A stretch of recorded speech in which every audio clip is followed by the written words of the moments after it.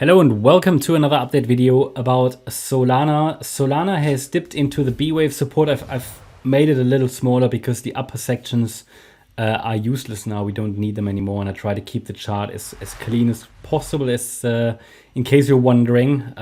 So I just took out the 50% and the 38.2 retracement levels of that zone. The market did react to these a few times already, but then we dipped further into the orange support region. So the only levels that really matter now, and they have already been respected, or at least they are being respected right now.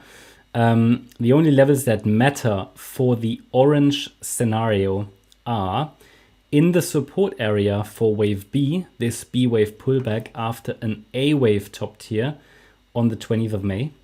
Well, the levels are $155.70, that's the 61.8 retracement, and $147.82, that's the 78.6 retracement.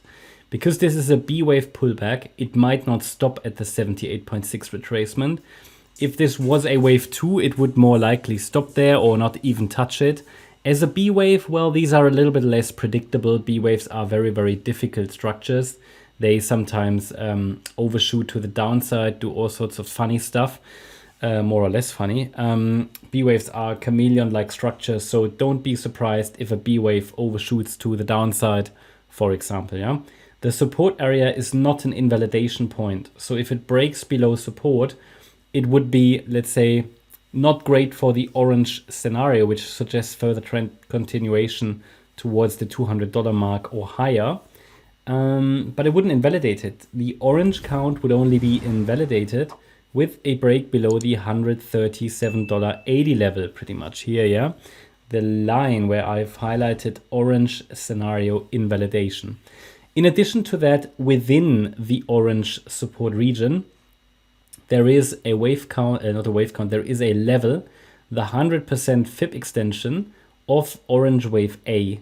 So that's the C wave to the downside, and it's basically that 100% extension level here, yeah, pointing towards $150. That's a key level. A equals C, A, B, C, and the C wave tends to have the same length as the A wave, usually, not always, but it's good that it's sort of within the support area. It's just the orange retracement levels, they just point towards the general, let's say, support area, standard support, and then we are a little bit more, we can be a bit more precise by using the Fibonacci extensions, and the key level there points towards $150. So these are the key levels to watch. At the moment, in the very short term, it seems likely that Solana forms one more low here, because it could be that what we've seen is a wave 1 to the downside, in wave C, a wave 2 to the upside, a wave 3 down, a wave 4 up, and a wave 5 down. So we might get just one more low. Similar count to Bitcoins on the micro level. However, I just have to say that Solana has been moving in corrective structures to the upside and corrective structures to the downside. So the edge just by using Elliott wave is low. We don't have a solid 5-wave move up, which we could call a wave 1, and that would be normally followed by a corrective pullback. Well, we have the corrective pullback at the moment, but it's just that the edge is low. So probabilities are fairly balanced. I don't see a very reliable long trade setup, but I mean, you can use the levels if you want to trade it like that. It's just that there is not really a very clear setup. If we break below $147.80, and I wouldn't be surprised, but it's not what I'm leaning to until we break support. But if we break it, then first of all, we should test the $137.70 level. So I'd be leaning towards that if we break below 147, and then towards 119 and 109. So that is then what I'm going to watch for, because if we really,